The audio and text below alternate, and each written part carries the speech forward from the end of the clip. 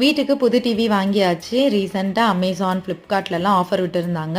First அமேசான்ல தான் வாங்கலான்ட்டு check பண்ணியிருந்தோம். ஆனா கம்பேரிட்டிவ்லி ஃப்ளிப்கார்ட்ல கொஞ்சம் கம்மியா இருந்தது.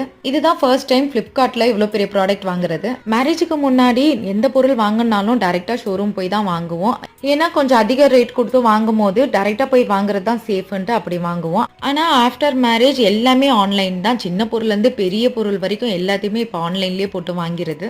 வீட்ல நான் என் ஹஸ்பண்ட் 2 பேருமே ரொம்ப டிவி பார்க்க மாட்டோம். அதனால அது இப்போதைக்கு தேவையில்ல அப்படின்ட்டு விட்டு வச்சிருந்தோம். ஆனா பாப்பா ஒரு சில கார்ட்டூன் சேனல்ஸ் எல்லாம் டிவில தான் பார்க்கணும் அப்படின்னு சொல்லிட்டு ரொம்ப கேட்டதுனால டக்குன்னு பிளான் பண்ணி போட்டிருந்தோம். அந்த டைம்ல இந்த ஆஃபரும் வந்ததுனால ரொம்ப யூஸ்ஃபுல்லா போயிடுச்சு.